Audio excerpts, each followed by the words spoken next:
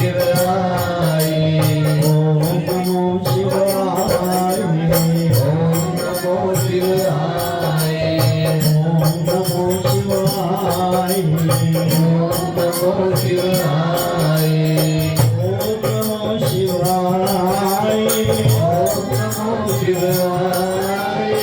ओम नमो शिवाय ओम नमो शिवाय ओम नमो शिवाय ओम नमो शिवाय ओम कली कृष्णाय नमो ओम कली कृष्णाय नमो ओम कली कृष्णाय नमो ओम कली कृष्णाय नमो ओम नमो भगवते वासुदेवाय ओम नमो भगवते वासुदेवाय ओम नमो भगवते वासुदेवाय ओम नमो भगवते वासुदेवाय ओम नमो भगवते वासुदेवाय ओम नमो भगवते वासुदेवाय ओम नमो भगवते वासुदेवाय ओम नमो भगवते वासुदेवाय ओम नमो भगवते वासुदेवाय महाराज की पूजनीय महात्मा ज्ञानगिरी महाराज की जय बोल शंकर भगवान की जय बोल सियापति रामचंद्र महाराज की जय पवन सुत हनुमान की जय बोल राधा कृष्ण भगवान की जय बोल गीता माता की जय बोल गंगा जमुना सरस्वती माता की जय सच्चियां जोता वाली माता बड़ी सारी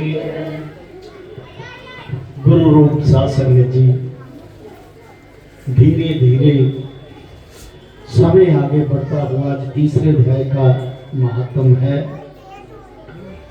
तीसरा अध्याय कर्म योग है। भगवान श्री कृष्ण ने अर्जुन को कर्म योग के बारे में बताया कि कोई भी इंसान जन्म से लेकर मरण तक निकर्मा नहीं होता, अकर्मा नहीं होता, वो कर्म करता ही रहता है। स्वभाव से उसके कर्म होते ही रहते हैं और कुछ कर्म कहते छोड़ने भी नहीं चाहिए, जैसे स्नान इत्यादि करना, भजन करना, नाम जपना, ये कर्म छोड़ने नहीं चाहिए। आइए तीसरे अध्याय का महात्म बड़े प्यार से श्री राम जय राम जय जय राम श्री राम जय राम जय जय राम श्री राम जय राम जय जय राम श्री राम जय राम जय जय राम श्री राम जय राम जय जय राम श्री राम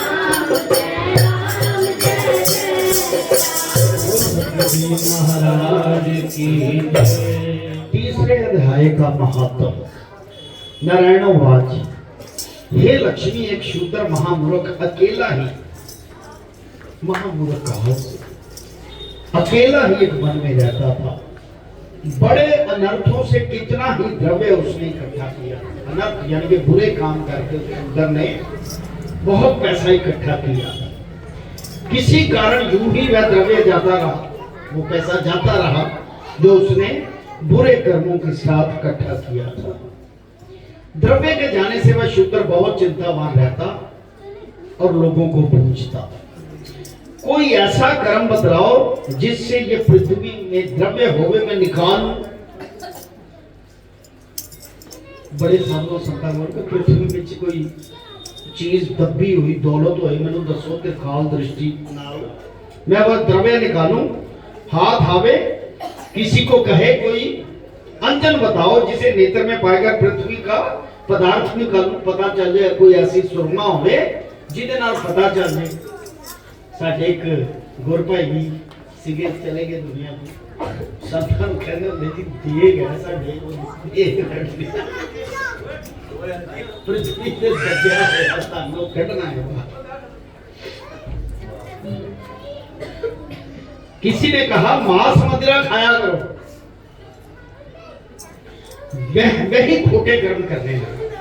कोई ऐसा दुष्ट आदमी था, उसने कह दिया कि मांस मदिरा यानी कि शराब पियो, मांस खाओ, बुरे कर्म करने लगा, चोरी करने लगा। एक दिन धन की लालसा से चोरी करने गया, रास्ते में चोरों ने मार दिया। इस मृत्यु से मरकर प्रेत की जूनी पाई। वो शंकर भगवान की एक बात याद आ गई। एक आदमी बहुत बुरे काम करता था। गंगा के किनारे एक संत थे, वहां उनसे जाके पूछा कि मैंने इतने दुनिया में बुरे कर्म किए हैं, तो मैं तो ऐश कर रहा हूं, और शंकर भगवान की कहता है देखो अच्छे कर्म करने वाले कितने तपस्वी जीते हैं, लेकिन मैं तो ऐश कर रहा हूं, मुझे तो कोई बुरे कर्मों का फल नहीं मिला, बुरी चीज का। कहता ठहरो, कहते खाई निकालो। उस संत ने कहा, वहां किनारे पे ही टोया जो ने खाई निकाली, जितना उसका कद था पूरे कद की खाई निकाल के, टोया निकाल के, कहते इसमें खड़े हो जाओ। खड़े हो गए। उनके जो शिष्य थे संत के, कहते बाल्टी पानी भर भर के ना इसको भरो। वो भरते गए, टांगों तक पानी आया, ऊपर तक आया, यहाँ तक आया, और यहाँ तक जब पानी आया, कहते ठहरो संत जी, यहाँ आगे अब बाल्टी पानी की डालोगे, और बाल्टी डालने लगे तो कहते मेरे मुंह और नाक बंद हो जाएगा, मैं तो खत्म। कहता जब घड़ा भरेगा इसी तरह, अभी पूरा घड़ा नहीं तुम्हारा भरा पाप का, ऐसे ही पाप का जब घड़ा भर जाएगा तुम्हारा नाश हो जाएगा। कहने का मतलब कि पाप कर्म करने वाले को यहाँ पर सदगति नहीं मिली, प्रेम जो नहीं मिली, चोरों ने उसे मार दिया। तो कहने के भाव कि पाप का घड़ा भरता है देर से, स्लो स्लो भरता है। हमारे शास्त्र तो ऐसा कहते हैं कि क्योंकि एक जो ज्योतिष ज्ञान है ना, जो ये बता देता है इसका समय अब बुरा आने वाला है, अब इसके पुराने पाप साथ में मिल जाएंगे और इसको ये सजा मिलेगी। वो भी एक छोटा ज्ञान नहीं, बड़ा पवित्र ज्ञान है, बहुत बड़ा ज्ञान है। वो समय का पता चल जाता है, ये पानी का घड़ा तब भरेगा, पिछले भी पाप रल जाएंगे, ये बुरा समय आ जाएगा तो ये पाप का घड़ा भर गया, ये इसको सजा मिल जाएगी। ऐसा होता है। बोल शंकर भगवान की जय, सियावर राम जय जय, सियावर राम जय जय राम, मेरे प्रभु राम जय जय राम, मेरे श्री राम जय जय राम, मेरे श्री राम जय जय राम, करो कल्याण सीताराम। इस मृत्यु से मरकर प्रेत की जून पाई, वह एक वट के वृक्ष पर रहा करता, बड़ा दुखी। अब दुख तो उसने भोगना ही था, इतने बड़े पाप कर्म किए। हाय हाय कर रुदन करता, विलाप करता, ऐसे हाहाकार करता रहता कि कोई ऐसा भी होवे मेरे कुल में जो इस अदम देह से छुड़ावे। अब जो प्रेत योनि में चले जाते हैं, अवगत जिनकी मृत्यु होती है, अवगत मृत्यु बहुत तरह से होती है। जैसे जवान आदमी मर जाए, ये देखिए ये जूनियां हैं सारियां, पेट में 5 महीने का बच्चा गर्भ से गिर जाना, ये भी योनि है, ये भी जून है। उसने पेट में ही मरना था, ये उसका लिखा हुआ। ये जूनियां है अलग अलग। कोई 7 साल का बच्चा मर, ये अवगत जूनियां है। कोई रेलगाड़ी के नीचे स्वयं को नष्ट कर लेता है, ये ब्रह्म हत्या है। क्योंकि जिस्म तुम्हारा है, पर जिस आत्मा से जिस्म को अलग करने जा रहे हो, ये ब्रह्म हत्या है। अपनी मर्जी तो डाल नहीं सकते आप, भगवान ने जो विधि से लिखा है वो तो खो नहीं सकता। ऐसे जवान मौते, ये अवगत मृत्यु है। और कई यंग अवस्था में, युवा अवस्था में कोई ऐसी बुरी बीमारी लग जाए जिससे उसकी मौत हो जाए, ये भी अवगत है। क्योंकि उसने इतने बुरे कर्म किए थे जिसको उसको वो बीमारी भोग के जल्दी मर गया, उम्र ही नहीं भोग सका। सो ये अवगत मौतें होती हैं। तो अवगत मौत से, उसके कल्याण से जब परिवार वाले आते हैं, जब परिवार में आके चक्कर लगाता है कि मेरे घर में कोई जीव है, तो जब ये ऐसी हवाएं आती हैं, इनको कहते हैं नेगेटिव एनर्जी, क्योंकि उन्होंने अवगत हैं कुछ कर्मों के कारण। घर में जब आते हैं तो चेतनताई करते हैं। ज्यादा तकलीफ उसे होती है जो भगवान का नाम लेता है, उसको चेतनताई करते हैं। उसके दिमाग में सर पे चढ़ के बोलते हैं कि मेरा कल्याण करवाओ। आप देखो जिन लोगों के घरों में भजन करते हैं वो कितने दुखी होते हैं लोग, वो कारण ये है। एक ये भी उनमें कारण है कि उनको चेतनताई करते हैं किसी तरीके से मेरा कुछ कर्म, या फिर घर में कोई ऐसा नहीं है सच, तो घर में बीमारियां ऐसी लगा देगा, रोज दवाई लेने जाना। ये मार तो नहीं किसी को सकते, पर तकलीफ तो दे सकते हैं कि मेरा कल्याण करे। ऐसे फिर बड़े बड़े माधुरियों के पास जाते हैं, वो कहते हैं कि ये कोई ऊपरी हवा है, इसको निकालने का फिर यत्न करते हैं कि आप ऐसा करो, पितरों को मनाओ, कोई किसी तरीके से मनाओ, कोई किसी तरीके से ऐसे बताते हैं ताकि देव रूप बन के उस घर के ऊपर के मतलब आशीर्वाद देकर उनको जाएंगे आगे, आपका परिवार फलता फूलता। वो इसलिए तंग करती हैं। अवगत हवाएं हैं, बिल्कुल है, 100%। कहता है कि कोई इस अदम देह से मुझे छुड़ाए, हाँ का हाहाकार करता। ऐसे हाहाकार करते बहुत दिन बीते। इतने में उस शूद्र की स्त्री से पुत्र जन्मा।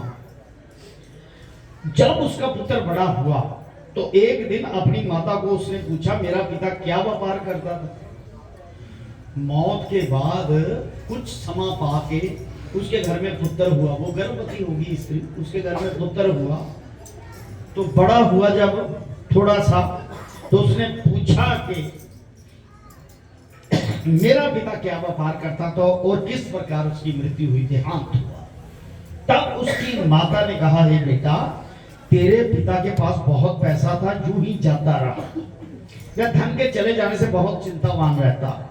एक दिन वन को गया, किसी का धन चुरा लाऊंगा। मार्ग में ऐसा उसने कहा, मार्ग में चोरों ने उसे मार डाला। तब उसने कहा, हे माता, उनकी गति कराई थी। माता ने कहा नहीं। फिर पूछा, हे माता, उनकी गति करानी चाहिए। उसने कहा, भली बात है। तब पंडितों से पूछने गया, जाकर प्रार्थना करी, हे स्वामी, पिता एक दिशा में जाकर मृत्यु हुआ था, एक दिशा में, इसका उपाय कृपा करके कहिए। अब यहाँ पर ना कुछ, मैं पहले बोला कि कुछ श्लोक अधूरे हैं, उनको पूरा करना पड़ता है। ईश्वर के आशीर्वाद से, ईश्वर की कृपा से उनको पूर्ण रूप देना पड़ता है, और ईश्वर कृपा करे तो ही हो सकता है, ऐसे नहीं कि उसका उद्धार होवे। दिशा कौन सी है?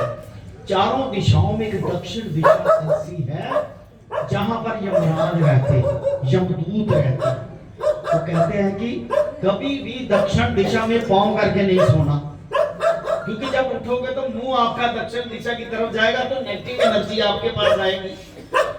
ऐसे नहीं कहते कि दक्षिण दिशा में मकान नहीं लेना, क्योंकि दरवाजा 24 घंटे खुलेगा, वो नेगेटिव एनर्जी आपके पास आती रहेगी।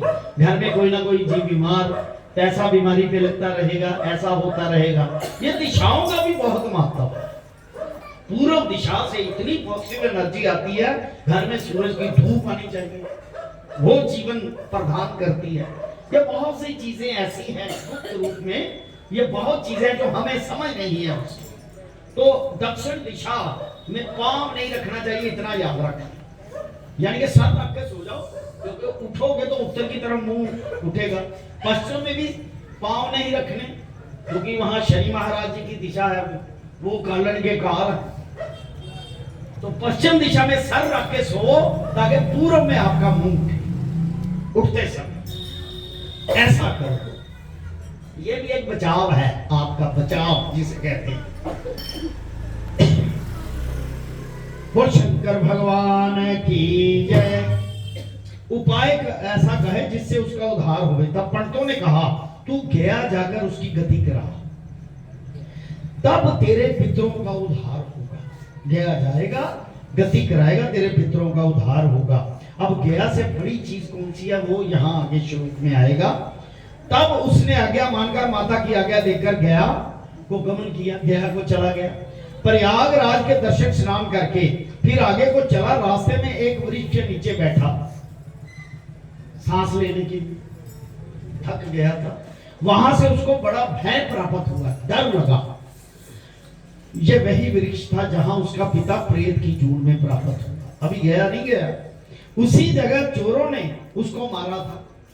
तब उस बालक ने अपना गुरु मंत्र पढ़ा और एक उसका और नियम था, बालक ने अपना गुरु मंत्र पढ़ा।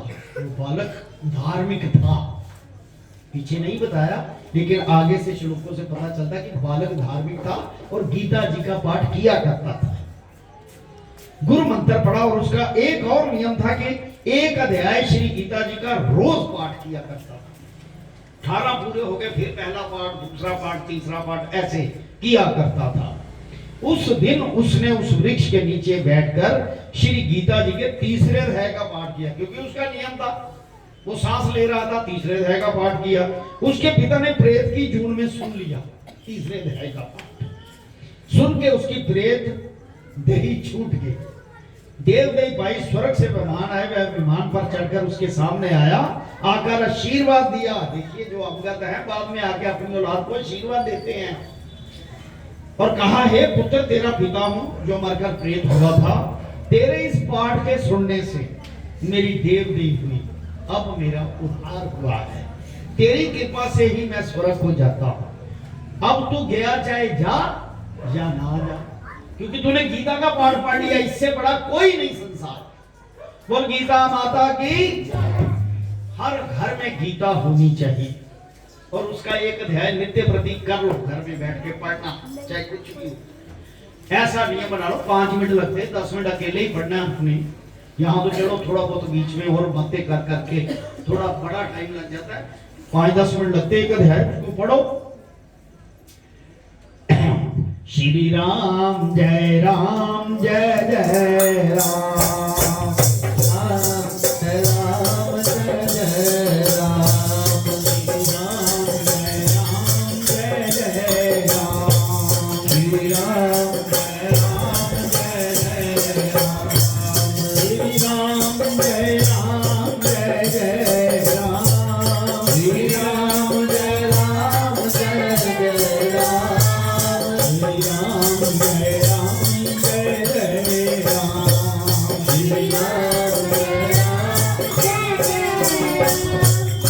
वो शंकर भगवान की। अब तू गया जी जाए तो अपनी खुशी से जा, मेरा उद्धार हो गया है। वहां जाके भी तुमने मेरा ही उद्धार करना था। जो तैने यहाँ पाठ मुझको सुनाया है, इसी से ही मेरा कल्याण है। वो शंकर भगवान की। इतना सुनकर पुत्र ने कहा, हे पिताजी कुछ और आज्ञा करो, जो मैं आपकी सेवा करूं, कोई और आज्ञा कर दो। तब उस देवदेवी ने कहा, पुत्र देख, मेरी 7 पीढ़ियों तक के पितर नरक में पड़े। वो शंकर भगवान की। देखिए बड़े दुखी हैं। अब तू श्री गीता जी के तीसरे अध्याय का पाठ करके उनको फल दे दे। ऐसा करो, पटड़ी एक ले लो, वहां पर सफेद कपड़ा, पितरों के लिए अगर करना है तो सफेद रेशमी कपड़ा, कॉटन का नहीं, रेशमी कपड़ा, उसके ऊपर जोत जगा लो, कोई भी जोत जगा लो।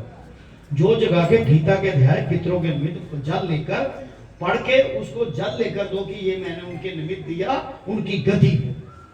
इतना ही भावना से कर दो तो उसका कल्याण हो जाएगा। ये गीता में वो शंकर भगवान की।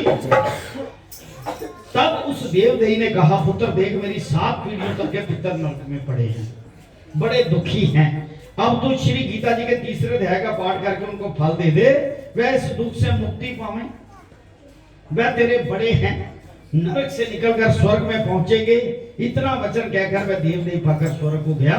तब उस बालक ने वहां ही तीसरे अध्याय का पाठ किया, सब पितरों को पुण्य देकर वैकुंठगामी किया। बोल गीता माता की जय। तब राजा धर्मराज के पास यमदूतों ने जाकर कहा, हे राजा जी, नरक में तो बहुत से लोग नहीं हैं, वहां तो उजाड़ पड़ी है, जो कई जन्मों के पाप कर्मी थे, तिनको विमान पर बिठाकर ठाकुर जी के पार्षद ले गए हैं। इतना सुनते धर्मराज उठकर श्री नारायण जी के पास चले गए, जहां पताल में शेष नाग की शैया पर श्री नारायण जी सोए हुए थे। यानी कि आराम कर रहे थे, विश्राम कर रहे थे। सोते तो है नहीं, ये नहीं सोते। यहाँ लाख साल करोड़ों साल बीत जाए तब कहीं पलक झपकती है, एक दिन भी नहीं पूरा होता। ब्रह्मा जी के 72 चौकड़ियां बीत जाएं तो ब्रह्मा जी का दिन होता है, फिर 72 चौकड़ियां बीते तो ब्रह्मा जी की रात्रि होती है, फिर सृष्टि की रचना होती है। कितने लाखों करोड़ों साल बनते। लक्ष्मी जी चरण झस रही थी, वहां जी जहाँ धर्मराज ने दंडवत कर हाथ जोड़कर कहा है, त्रिलोकीनाथ जी, श्री महाराज जी, जो जीव जन्म जन्मांतर के पापी थे उनको आपने पार्षद विमानों पर चढ़ाकर वैकुंठ को ले गए, तब नरकों के भोगने का दंड किसको देवे बोल, और किस प्रकार दंड दिया करें। तब श्री नारायण जी ने प्रसन्न होकर कहा, हे धर्मराज, तू दुखी मत हो, तू अपने मन में कुछ बुरा ना मान। मैं तुझे एक वृतांत कहता हूं, सुनो। ये जीव पापी थे, इनका कोई पिछला धर्म उदय हुआ। जब किसी का देखो जितना मर्जी पापी हो, कहीं ना कहीं उसका कोई ना कोई पुण्य गलती से भी हो जाता है। जैसे चोर आए, सुनते सुनते कुछ श्लोक सुन लिए गीता के, तो उस गीता के श्लोकों ने उद्धार कर दिया। ऐसे ऐसे कोई ना कोई पुण्य उदा हुआ है। पिछले धर्म का कोई पुण्य उदय हुआ है। उस अपने धर्म से कई महापापी वैकुंठ को गए हैं। और ये एक आज्ञा तुझे देता हूं, जो जीव, ऐसे विष्णु भगवान जी धर्मराज को कह रहे हैं, जो जीव श्री गीता जी का पाठ करें या सुने, वो शंकर भगवान की, या कोई किसी को पाठ का फल दान करे। तीसरी बात, दान करे। जैसे हमारे गुरुदेव ने कहा नहीं कि ना मैंने रहना ना कोई रहन देना, वो अपना फल ही देंगे तभी हमारा उद्धार होगा। ऐसे थोड़ी होगा, ऐसे नहीं हम चिपके हुए, बहुत टाइम है। फल दान करे, उन जीवों को तू कभी नरक ना देना। तुझको मेरी आज्ञा है, ये बात सत्य कर, निश्चय से सुन, याद रख। इतना सुनकर धर्मराज ने अपनी पुरी को पधारे, आकर अपने दूतों को बुलाया, कहा, हे यमदूतों, जो प्राणी श्री गीता जी के पाठ श्रवण करे, पाठ किए का किसी को पुण्य देवे या पाठ करे, किस प्राणी को तू कभी नरक में न डालना। गीता जी के पाठ और श्रवण किए से पापी जीव भी वैकुंठ को प्राप्त होंगे। वो शंकर भगवान की परम पूजनीय महात्मा ज्ञान गिरि जी महाराज की और गीता माता की। जो जीव श्री गीता जी का पाठ करे, सुने, तिनका फल कहां तक है, कहने में नहीं आ सकता। तब श्री नारायण जी ने कहा, है लक्ष्मी, ये तीसरे अध्याय का फल मैंने तेरे को कहा, जो तूने सुना। वो शंकर भगवान। श्री पद्म पुराणे सतीश्वर समाधि उत्तराखंड गीता महात्म नाम तृतीयोध्याय संपूर्ण। सुबह भगवान सबको जीवन दान दे और अपनी निद्रा से उठाए, 5 साढ़े 5 बजे स्नान करके 6 बजे पहुंच जाओ। कर्म संन्यास योग, कर्म करता हुआ सन्यासी हो के भी कैसा कर्म करना है, ये कर्म संन्यास योग होगा। योग कहते भक्ति को, कर्म से भक्ति, संन्यास से भक्ति कैसे होती है, ये 42 श्लोक कल इसका गुरु महाराज जी कृपा करेंगे इसकी। वो शंकर भगवान की। ओम नमो शिवाय, हरि ओम नमो शिवाय, ओम नमो शिवाय, ओम नमो शिवाय, ओम नमो शिवाय, हरि ओम नमो शिवाय, ओम नमो शिवाय, हरि ओम नमो शिवाय, ओम नमो शिवाय, ओम नमो शिवाय,